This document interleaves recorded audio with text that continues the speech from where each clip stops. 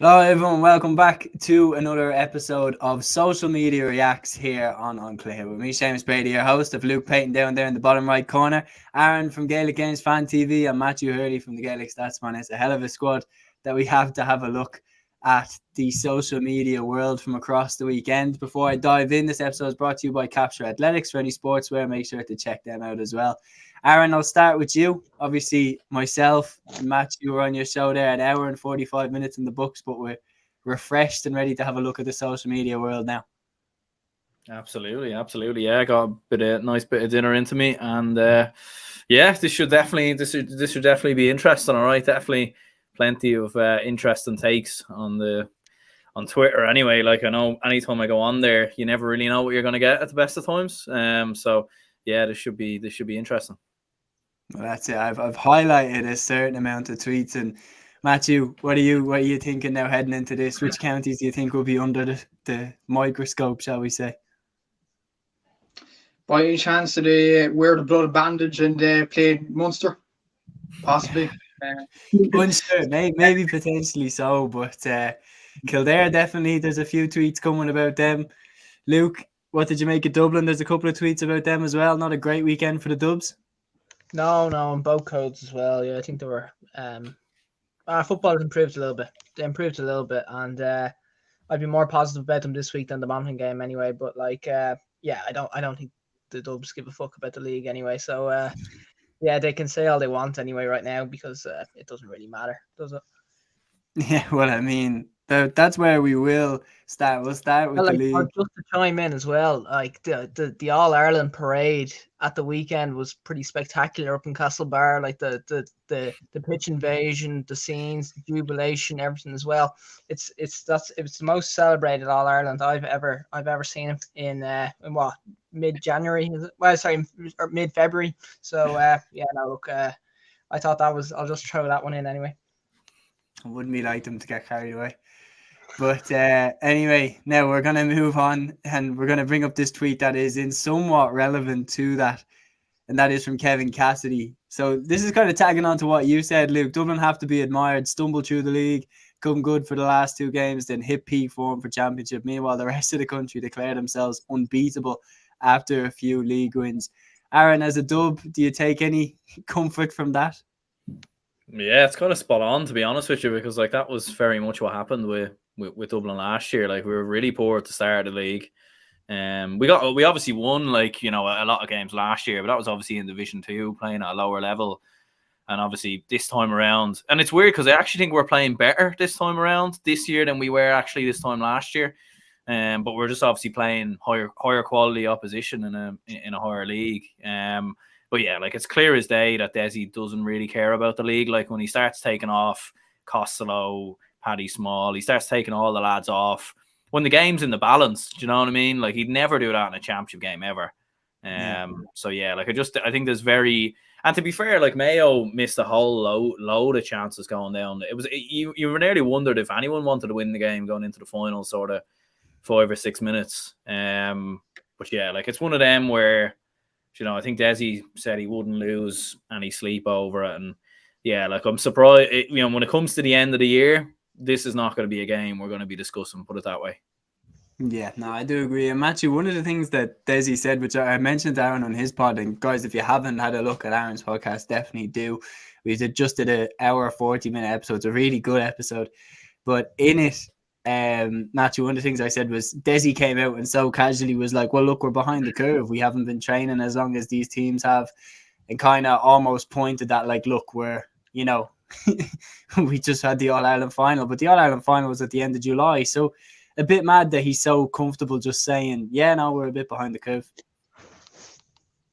Maybe it means it in a different light, though. Maybe the fact that the younger players aren't up to the level of the senior kind of players. Like, for example, midfield, like James McCarthy wouldn't be, like Kenny McGuinness. I know he's a very good player for TU Dublin, and we're being bang on about him to start for Dublin, but he wouldn't be up to James McCarthy's level yet. Neither would Pat O'Covey. But maybe Dizzy Farrell kind of meant it in that light, but at the same time, yeah, All Ireland win. I wouldn't imagine, for example, Jack O'Connor from Kerry saying we're behind the curve.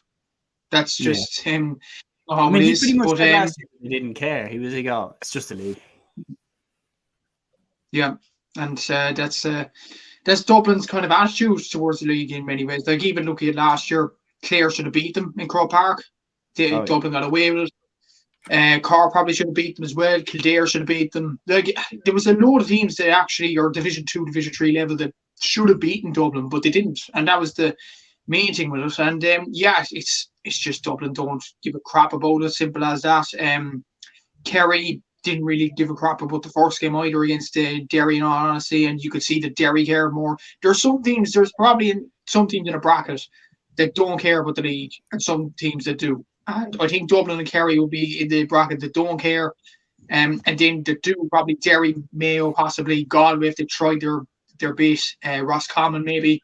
I'd say they'd be in that kind of bracket, but yeah, particularly Dublin and Kerry, I don't think. Well, Dublin definitely, Kerry. We got into them a little bit with Clifford lads, but yeah, I think Dublin, they just don't give a jot about the league. But what I will say, if they have to beat Roscommon in round 3.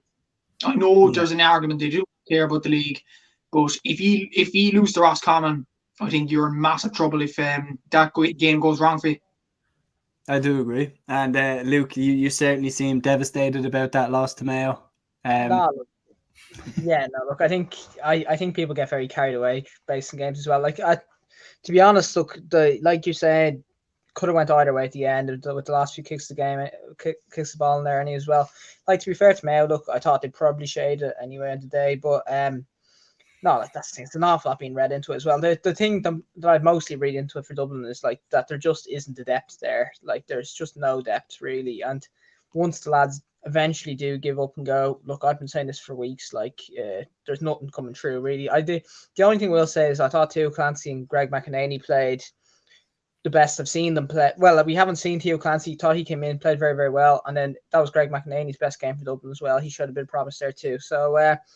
Look, that's what they need. Like, there's a few lads that I've mentioned before that I don't think are up to the level, and they continue to keep getting game time. We all probably know who I mean, but like that's the thing is, I don't think Dublin will be. They won't take anything from it really. I like it is any day that Mayo beat Dublin, like they're obviously going to celebrate as well. So yeah, no, look, I'm sure the Mayo management team themselves won't be getting too carried away either themselves as well by it though. Yeah, well, there was history made on the weekend as well. Matthew, I'm going to rebound to you for this. It was David Clifford, and he came in against Monaghan, and Adam Moynihan's tweet here, new record. Since making his debut in 2018, David Clifford has scored at least 1 point in his first 62 Kerry games in a row. By scoring 1-1 off the bench against Monaghan, he surpasses Maurice Fitzgerald's previous record of 61. So, I mean, that's special. Once again, that's special from David Clifford. It's just unreal, and he's just almost like he's not human. He's just an incredible footballer, and see the Monaghan fans' reaction to the news that he wasn't in the team for Kerry. Like they brought up that Father Ted gift, saying, "Oh bollocks," and you know, you just knew what was going to come. Then he was going to score 1-1. He was always going to score. He's just that type of player. He's just incredible, and that was a perfectly, respectable reaction from Monaghan. I know they've good players themselves, but once he comes into the fray, it's good night. He's just an incredible footballer. It's like any player that goes on him is not going to do well. Simple as. And he's just, 1-1 in this game, and it looked like he was never away. It looks like he doesn't need a rest, and it looks like he's going to come for the rest of the country now. And what I will say about Clifford, his partnership with Sean O'Shea is going to be very interesting this year. Are they going to play Paddy Clifford at number 11? Are they going to put Sean O'Shea at 14 and Clifford in the corners? If Kerry do that, they're going to be a dangerous opposition for anybody up and down the country. So watch this space, lads. I think Kerry could be on a run to Sam once again. No doubt. And then Aaron, I'll throw this next one back to you, because a certain Dove made a certain mistake in the wake of the final. And when on the League Sunday, he was very gently reminded of it. Of course, Paul Flynn. This tweet from Balls.ie, Sean Kavanagh couldn't resist the cheeky dig at Paul Flynn over David Clifford tweet. Flynn is never going to live this down. We all saw it.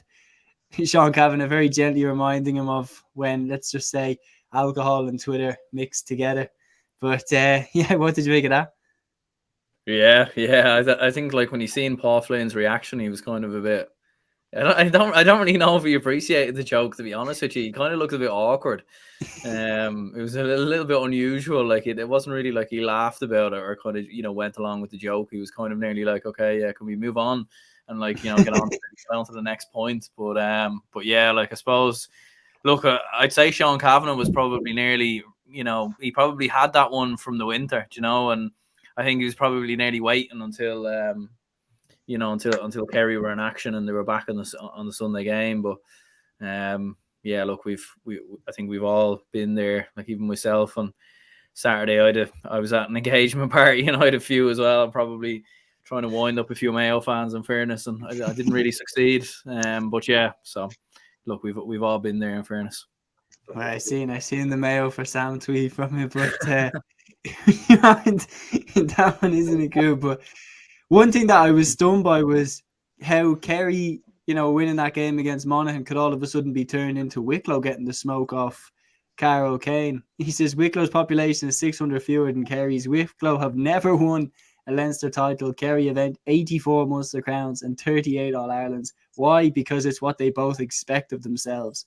That he plugs the column on Miko. But, I mean, I don't understand what Wicklow necessarily did to get all that.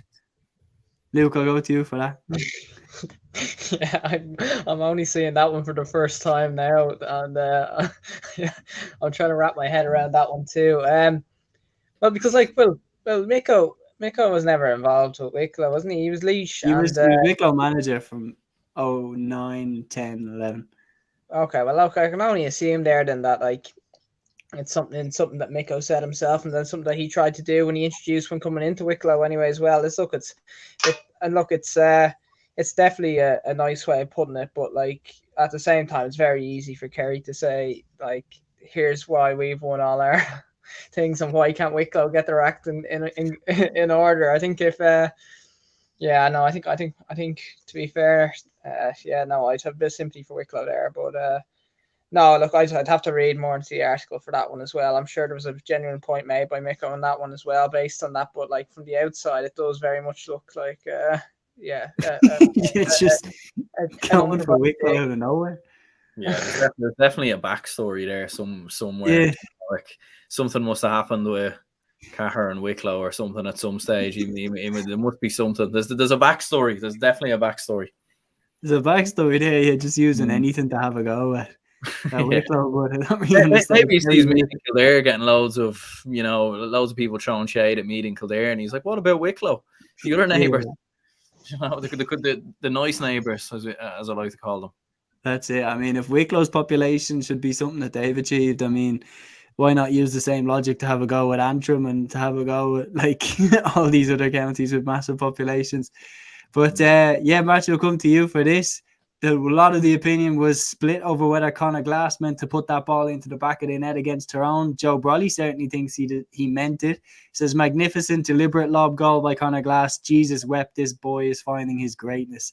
So I think Joe Brolly thinks Conor Glass meant it. Yeah, and I personally think he meant it as well. I know a commentator said on Aaron's show that he actually said it on TG Carr that he didn't mean it. He admitted it, but I don't know. I think he meant it. By the looks of the waves shaping up to take the shot and the way he celebrated afterwards, pointing towards his brain, I think he meant it simply. And it was just a brilliant goal. And Conor Glass is going to have a massive year. Like Kevin McGorty from the JMAC podcast is probably the biggest critic of Conor Glass in these sorts of big games, saying that he doesn't go up to the level, but he has done for Watty Graham's Glen now, the All-Ireland Club Final. Can he do so in the All-Ireland Championship for Derry? And I think he's well capable of doing that. He's just an incredible athlete, incredible footballer. And Derry could be on the road to greatness this year. And Conor Glass, it was definitely a superbly taken goal. And personally, Seamus, I think he meant it, but I'll leave that to the floor. Do you think he meant it or not? But Aaron, do you think he meant it? Yeah, I think he did mean it, to be fair. Because when you look at his reaction, like when he kind of goes like that, he's definitely like, I'd be surprised. Like I haven't seen his interview after, like on TG Carr, so I would have been very surprised if he said he didn't mean it, to be honest, because like that kind of reaction nearly implied that he did. Yeah. But I don't know. Luke, do you think he meant it? Look, I don't know. Call me cynical, but like anytime I ever see a lob goal in Gaelic, I'd question it. Like you, I swear every single time. Like having played, like obviously there's a big jump between me playing and Conor Glass playing, but like every single time I've said I scored a lobbed goal, it was complete fluke, and then the same with every time with my teammates. But no, I think this time it actually was. I think he did mean it, and. Yeah, no, look, I to be fair, it was an unbelievable goal, and I do think he meant it that time. But yeah, if it was a player maybe of the lesser standard than Conor Glass, and there was a lobbed goal in Gaelic, I'd always say, yeah, maybe just give him the benefit of the doubt. But that's it. If it's a wing back that can't kick snow off a rope, well then I'd be more likely to say that it was just something that dropped short. But it's Conor Glass, and everything he touches turns to gold these days. Obviously something that a lot of people were keeping an eye on, and I'll go back to you, Luke, for this one, was Mickey Hart and Brian Dooher. And now this tweet just got a lot of traction. Now personally I didn't see this, but this tweet did get a lot of traction online. It's from Ryan O'Neill, so I got 112,000 impressions, 260 likes. So it did resonate with a lot of people. He says, Dewar turning his back on Mickey Hart today and left him standing for 3-4 minutes before Mickey turned and walked away. Has to be the most pathetic thing I've ever seen from a manager. Derry Tyrone Oakleaf. I mean, personally, I didn't notice anything too big, and I did see a photo with them at an earlier game. But did you notice any tension watching the game? no, that was the thing. This is one of these that like I did see this, that this was being talked about. There were like obviously from like during the broadcast, nobody picked up on this at all really, and I think it was maybe people at the game saw it. Like I think, look, I'm not stunned by it too though. Like that, I think you get this a bit now where managers kind of move away, they go elsewhere, they go to counties where, like, there was the whole, obviously the obvious one is the Cody Shefflin, like which is similar, like where I'd say actually this is probably even more extreme, going from Tyrone to Derry, which are sworn rivals, where at least with Galway and Kilkenny, kind of that, like historically they weren't in the same province. They have been for recently, but they weren't historically. Like I think it was always never going to please people. I do think it's like, I think managers should be able to just shake a hand, even if you're pissed off with something, you should be able to shake a hand, or at least just not make a big deal about it anyway. But at the same time, I'm not stunned it's happened. We've seen all this happen before. We've seen it with Davy Fitz going away to manage counties outside Clare too. That, like, I'm not stunned by it at all, really. But yeah, no, I think like if they were to meet again, the championship, then I'm sure next time the cameras will be pointed at them for the entire game.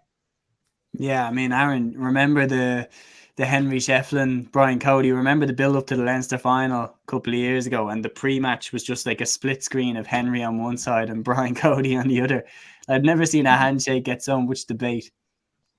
Yeah, like, and it was probably because of the very first time, wasn't it, where, you know, Henry Shefflin and Brian Cody, was kind of like a fierce handshake, and Brian Cody was nearly saying something to him as well as they were shaking hands. But yeah, I didn't see that either. Like, I seen a few replies to that tweet, and a lot of people were saying that was fake news and like that was completely false. Just because of the images that were going around. Like, there was an image of Brian Dooher and Mickey Hart shaking hands, and it looked as pleasant as anything, really. Maybe a bit surprising in some ways, because I probably did expect a bit of bite to be there. So I don't know. I think this is probably one of them where someone's reading into it, and I think that is the thing about Twitter. I think everyone loves a bit of outrage. Everyone loves a good moan and complain, and I think everyone loves jumping on a hate train. So yeah, I didn't see that. Now, people at the game, you know, can correct us and let us know, but I didn't really see too much malice between the two, in fairness. I think it's a perfect example of wanting something to be true so that it's interesting and like kind of dramatic, because I saw that photo that you're talking about, and they seem to get along quite well. The one thing that I will throw back to you, Matthew, is so like before I do it, I think that tweet is nonsense. I don't think it's true. But to throw that onto you, Matthew, what do you think it would be if the roles were reversed? Imagine if Mickey Hart had still been the Tyrone manager and Brian Dooher, who would have been in line to be Tyrone manager, maybe had jumped ship and gone to Derry. What do you think the dynamic would have been like between Hart and Dooher? I don't think there'd be as much backlash as there was in that tweet. Personally, maybe it's because I just think Mickey Hart is more of an aura on Gaelic games rather than Brian Dooher does. So if Mickey Hart ignores Brian Dooher, fans will just say Mickey Hart has the right to do so. But with Brian Dooher ignoring him, it does look bad considering what Mickey Hart did for Tyrone and the success that they brought, the success that they had together. But yeah, as a matter of fact, I just don't think it's true unless we see photographic evidence or video evidence. It's just not true, unfortunately. But unfortunately for anybody who wants a story. But yeah, I just think it's a load of nonsense that tweet, in all honesty. But I think if the rules were reversed, I just think that there wouldn't be as much backlash if it was Mickey Hart ignoring Dooher, Dooher ignoring Hart, because of the respect that Mickey Hart has gained in Gaelic game circles, whereas Brian Dooher is only a new manager in these circles as well. So yeah, I don't think there'd be much backlash. Not as much as there was that tweet in here. Yeah, no doubt about it. We have a comment in here from Denise here, who's referencing about the Conor Glass goal from earlier. She says, in Conor Glass's words, his goal was an absolute fluke. Rewatch the game on TG Cahir Player. So there's our answer right there. But yeah, either whether it was a fluke or whether it wasn't a fluke, it was a hell of a goal, and Derry would certainly have taken that. So what I'll do now with the rest of the tweets, just to give you all one tweet each, and then lads, please feel more than free to throw in your own little comments about the tweets as well as we go round table debate, if you like. So I'll start off with the next one. I'll go to you, Aaron, for this one. So Colin Parkinson, Smaller Fish GA, said Jack Carney just caught a long kick out. About 9 Dublin players cut out. He then kicks it backwards 20 yards. Now Dublin have those 9 goal side. I'd take him off immediately. I mean, we've had a lot of debates about the mindset of Gaelic footballers. I mean, that's a good example of it right there. Yeah, I suppose it is. Like, and Calm's usually quite quick to point those things out. In fairness, yeah, like, and it was that type of game really, like where, especially when you were watching Dublin in the first half, it was very sideways hand passing, very controlled. Like, it was kind of weird. Like, Dublin didn't take that many risks in the first half, and then in the second half, when we pushed up in their kickouts and things started getting a bit chaotic, we started getting a lot more joy. But then we started just being ridiculous, and Con O'Callaghan tries to start lobbing the goalkeeper from 50 yards and all this crack. So yeah, like, that's probably, I wouldn't agree with all Com's opinions, to be fair, but I probably would agree with that one. Yeah, no, I would agree with that as well. Matthew, we'll go back to this one with you, and it's a familiar face above it, actually. So you said, Matthew, on your tweet, you said, I gave the benefit of the doubt last week, but now I can say I'm extremely worried. 5 goal chances, took none. Short kickouts taken when there's a manic press. Why? Fair play to Louth, who are quick when they counter-attack. Cork were the exact opposite. Tolchin a possibility. So I don't know if you've seen that tweet before, but what do you make of it now, 24 hours later? Yeah, usually when I put out tweets and when I'm angry and things like that, I'm like, okay, I may as well overreact and stuff like that. But in this case, I'm bang on about everything, to be honest. I just think it was and I know a lot of lads have had rants on your own chance about Dublin and things like that. I've met my own in Cork in the past. That was just a depressing day now yesterday. The way we played. Like Aaron talked about risks with Dublin, Conor O'Callaghan lobbing the goalkeeper. Like, if one of the Cork players did that, I'd be absolutely welcome to that. Thanks very much. But none of them were yesterday. There was no go about them. Every time you get to the 45, you hand pass the ball back, and even with the short kickouts, like imagine, lads, the opposition's putting manic press on you. What's the first thing you don't do? You kick the ball. You don't kick the ball short. You kick it long. And Cork were doing the exact opposite yesterday. And it was just really, really bad to watch. And one thing I will say, Cork players love running into the tackle. We'd be a good rugby team, not a Gaelic football team anyway. Like, it's getting to that stage now that the players need to change up their attitudes to Gaelic football, and they need to start playing ball if they're going to survive. Because if we play like that, like we did against Louth, against Cavan, we are getting relegated. There's no doubt about that. And yeah, it's not a good time to be a Cork fan at the moment. And I can see this wholeheartedly because I was at the game yesterday and it was just poor stuff to watch now, Seamus. And if we keep playing like that, not good results are going to come in the next few weeks. Yeah, I mean, you put it best there. I mean, Cork do need to step it up over the next few games, and one team that might be a game that they'll target for a victory, of course, is Kildare. And Aaron, I'll throw up your tweet here and go back to you. Kildare not having a point from play against Fermanagh in the first half tells you everything that's wrong with Kildare football at the minute. I don't know, maybe the music that was playing at halftime kind of bothered them, or the music that was playing before the game kind of bothered them. But yeah, no score from play in the first half. Yeah, it was mental, like crazy, really. Like you couldn't kind of believe it, really, watching the game. Like Fermanagh just looked so comfortable. And to be fair to Kildare, like they came out at the start of the second half, and I think they kicked 2 points from play literally within the first couple of minutes. They looked bang up for it then. But again, that probably plays into the issues with Kildare. As soon as they started playing football at the start of the second half, you were like, where was this in the first half? Like you can clearly see something here. But then the more the second half grew on, the more they started to lose confidence because they started missing opportunities. Fermanagh started winning the ball back, and Fermanagh settled down and just started to control the game because they had a lead and they had something to defend, and they obviously get themselves the second goal. But yeah, it's just it does definitely sort of typify everything that's wrong with Kildare. So I'll agree with myself there on that one. After a tough decision. Luke, I want to go to you for this one next. So obviously the loud victory against Cork. Ger Brennan coming out with probably the weirdest quote ever.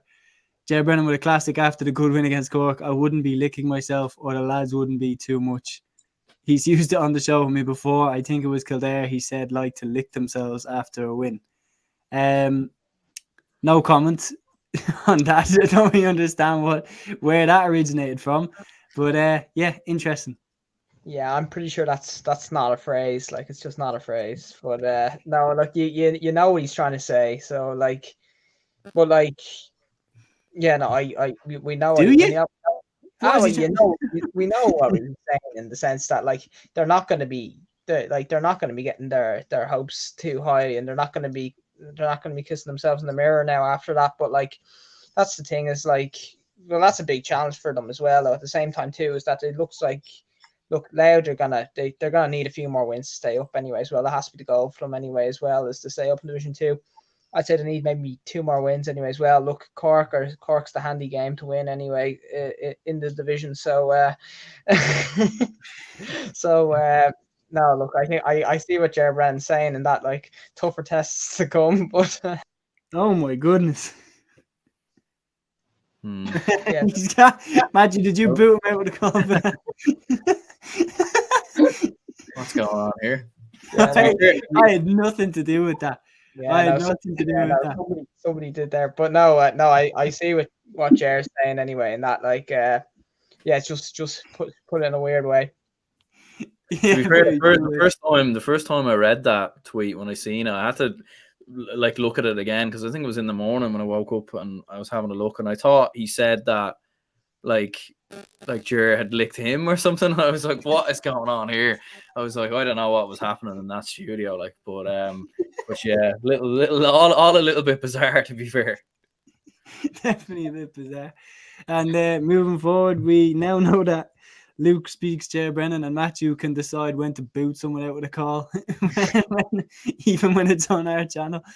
But yeah, we'll move back to you, Aaron, for the next one. So we have who was on? We were on. Oh, it was going to be Matthew next. Matthew, I'll go to you now. Everybody switched around. So this one is to you now, Matthew. Conor McKenna says, are there similarities between Kildare footballers at present and Derry pre-2021? Both have very good underage teams and good standards of club football. Both also have great interest levels and a huge number of footballers. Derry went from Division 4 to top 4 in 3 years. So, Aaron, this is the tweet I think that you mentioned on your show. Matthew, do you agree? Is there a possibility that Kildare could just get it right in the next couple of years? Not right now. When you look at the results, like it's going to be very hard for Kildare in many ways. Like even what you mentioned in our show about the under-20s, the likes of Jamie McGrath, or James McGrath, I think his name is, was the under-20 player of the year last year, and he goes travelling. That's not a good sign for Kildare. And I said on the Aaron show as well, a lot of the Derry players travelled because they were playing AFL, the likes of Conor Glass, the likes of Callum Brown, etc., etc. Whereas Kildare, they're just travelling for the holiday. they're not bothered about playing football for Kildare, and I think that's a bad sign for Kildare. And as well as that, if Kildare were going to go down to Division 4, Shane Ryan's going to get hounded. If he's still there, that is, I think he's going to get hounded out. Simple as. Like, if Kildare go down to the bottom pits to play against the likes of Waterford, Leitrim, and London, that's going to be curtains, I think, for Kildare football. That's going to be really, really poor. Whereas Derry, the fact that, like, Derry kind of knew after Brian McIver, he used a lot of the older guard. There was going to be always a transition there with Derry, and they were always going to go down to Division 4. But Kildare, the players keep coming and coming. So for them, if the possibility was there for them to go down to Division 4, I think that'd be very hard for them to get back up from. So, yeah, I think I could see Connor's point, to be fair to him, but I think it won't have the exact same effect. No, I think Derry has more of a onus to push on, whereas Kildare, like, when you look at it, this is another thing, no, Kildare, but when you look at it, Derry at that point, they weren't complaining about stadiums or pitches or anything like that. They said, we're in Division 4, we're here because we were crap over the last few years, and we need to get back up to the level where we need to be. Whereas Kildare keep complaining, they keep blaming other people, and yeah, I just don't think they have the same attitude as Derry either. So, no, I don't think they're very similar scenarios, but I do see Connor's point, definitely. Yeah, no, so do I. I think it's one of those where they could get it right, but with the way they've been going, they seem to have got stuck. Like, they don't really move forward, they don't really move back. They just do the same thing every year. But yeah, so I'll go. We've 3 tweets left. I'm going to go Aaron, Matthew, and then Luke. I'm going to finish off with you as well. Now, Matthew, you'll get the one in the middle. We have one comment here from Gavin O'Reilly. It says, I mean, Cavan went down straight from Division 1 to 4 and back up to 2, so anything is possible, I guess. It's a good point. Cavan have been a bit of a roller coaster themselves as well, a team that are kind of hard to predict what version of them would turn up under Mickey Graham. Like, they were either class or they didn't turn up. And Kildare could be in line for that trajectory as well over the next few years. But yeah, I'll go, Aaron, I'll go to you for this one first. So this is about the hurling. This is from Colin Parkinson. So the hurling, there was no real standout results, but Colin says, I'd love stats after every hurling match that specifically says scores conceded after a stupid attempt at the short pass. The amount of high-risk passes to a man being marked, turning the ball over is off the charts. It's accepted and excused as the modern way. I mean, that was definitely an Achilles heel for Dublin against Tipperary and Parnell Park anyway. Yeah, it definitely was. I mean, yeah, like, I mean, Dublin just weren't completely at it at all. Like, we were just so flat throughout the entire game, and it was one of them games that I feel like I've watched a million times with Dublin. I feel like you could take that game and put it into the league for last year or the year before, and it would look no different. It's literally a carbon copy of the majority of games where Dublin play teams of higher standard, like your Kilkennys and everything else. But yeah, no, like, and it probably does, you know, what Colm's saying there, probably does typify, like, where the game is going in many ways. And yeah, like, Dublin just weren't at it at all. And to be fair, we weren't doing many things right. And I think you know, I think what Donald Logue said on Annie's League Sunday last night, I thought was very interesting. Like, I do think Dublin now nearly look as far off as they ever have in terms of you know, competing with the top teams. And I actually think there's a strong case now that the likes of Offaly, Westmeath, Antrim are I suppose Antrim and Westmeath have lost a lot of players this year, so maybe not them. But when you look at the underage of Offaly, you look at even Carlow coming back up. I know Kildare lost at the weekend in hurling to Meath. That was probably a bit of a setback for them, in fairness. But there is a lot of teams, I think, who are closing the gap on Dublin, and I think Dublin are in danger of being an easy game for the top teams like Antrim, like Offaly, like Westmeath. And yeah, like, you would wonder, like, I know a lot of the great hurlers play football as well, but you know, we've a lot of good club hurlers, so it is kind of surprising to see Dublin being as poor as they are. But maybe it's early days yet, you know. Well, that is it, and we need to make strides forward, because if you were Carlow, if you were coming up, it's Dublin the team that you're looking to pass out. Like, that is the truth of it.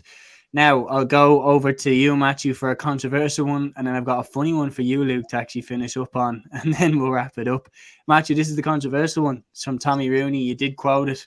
on Aaron's podcast. It will be interesting if there's highlights of Clare Westmeath on Sunday game later. Clare lose by 1, but were robbed of a perfect goal deep into injury time, deemed a square ball. It's a terrible call. The moment of the release, goal scorer making late run at the back post. That's the image that he has there. I mean, you said on Aaron's podcast it was a disgraceful call. Certainly looks it there. Yeah. Oh, it's all grand. I actually didn't watch League Sunday because we're home late for RD lads. Was the game actually shown? I don't think it was. No, I don't think it was. No, it wasn't. No. That's a shock, RT. There you go. They didn't show. They Well, didn't show hard any left, any seen Division that. 3 or 4 games. Did they not show any? Yeah.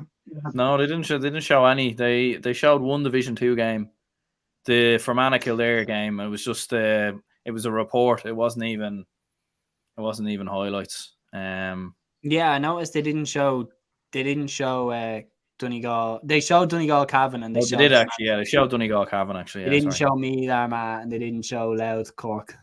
Hmm. So Loud out here getting disrespected with the cameras again. Yeah. And a few low fans were going after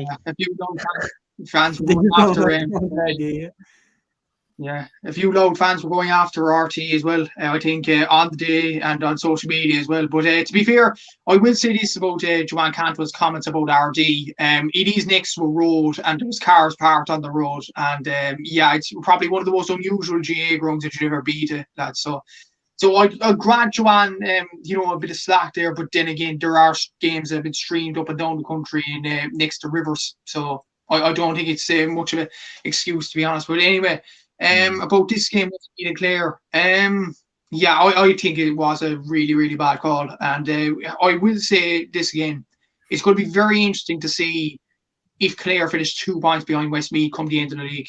If it comes to that, there's going to be a lot of questions asked. And Clare, a lot of people went on about Clare having tough decisions go against them, particularly last season against Dublin and Croke Park. There was a few decisions that went against them, against Kildare at a relegation 4-pointer. Went against them, and now this year against Westmeath. I don't know, is it just Leinster counties that decisions don't go Clare's way against? But I would say really, really poor call from the referee there, and Clare could feel rightly aggrieved over that.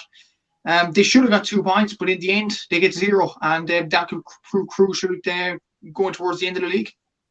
It certainly does, because it separates down and down in Westmeath and Antrim from the rest of the pack, and like going into the final few games, that will prove absolutely crucial. Now, Luke, if you or anyone watching has ever skipped out of work early to go do something that you want to do, consider yourself an esteemed company. Colin Parkins' last tweet of the day, hands up who hasn't snuck out of work early to go to a match. Great win away too, well worth it. Don't mind them, Justin. So I think we all know what that's referencing. Luke, ever done the same thing as Justin? Oh no, never ever done that. No, but no, but it's not from Stormont anyway. No, I can't. Well, definitely not my current one anyway. Yeah, but no. But the only thing I'll say, like, it does actually raise a serious issue here though as well. In that, like, I know it is funny, the situation, but like it would be a little bit alarming for Laois fans as well here with the whole situation, because like I do know that he's been suspended from the party anyway up there because of not being present at it as well. And look, you can say Laois football's been in the absolute gutter for the last while. Just McNulty came in. There's been immediately been a bit of optimism about it. First 2 games, 2 big wins that they've got. They need to get out of Division 4. They need to get out. And I think like there's talk that there's been a bit of an ultimatum given to him here already that states like you're either a member of a member of Parliament up here and you're going to represent here as well, or you keep the Laois job. So like there's a bit of talk that he can't do both. So like I do know that there are quite a few Laois fans that are a little bit concerned about it too, because like it's not just an everyday type job where you can say like, oh, we can make allowances for it as well. You can leave early to do it with permission. Like it's just not possible for that too. So it's a story to keep an eye on anyway for the next few weeks, whether like it's gonna be no matter what he does, like if he's forced into a situation where he has to pick between the two, it's gonna be a very, very tricky situation for him. And like it would be a shame for Leach considering all the early optimism that comes with his time there, and considering, look, the Billy Sheehan kind of era like didn't work out as they thought. There was a lot of hope for him, and it just didn't work out at all. And I think immediately there is already a bit more optimism about it, that there's the players seem to be really fully bought in, and it would be an absolute hammer blow if he has to walk away from it due to work commitments. Yeah, no doubt about that. And lads, could you imagine if he does stick in the Laois job and he gets them all the way to the Tailteann Cup semi-finals and they concede 8 goals and get knocked out? I mean, it wouldn't. So let's just hope if he does stick in, that Laois take massive progress steps forward in 2024. But yeah, it's been a fun episode, lads. Been a very fun episode. Having a look at all those tweets. We're 40 minutes deep. Thanks to anyone who joined us on the live stream. Thanks to all the lads for joining us on this episode of Social Media Reacts. We'll be back during the week for the weekend preview and then the weekend review as well. This episode is brought to you by Capture Athletics. Until the next one, guys, here on Cluiche, take care.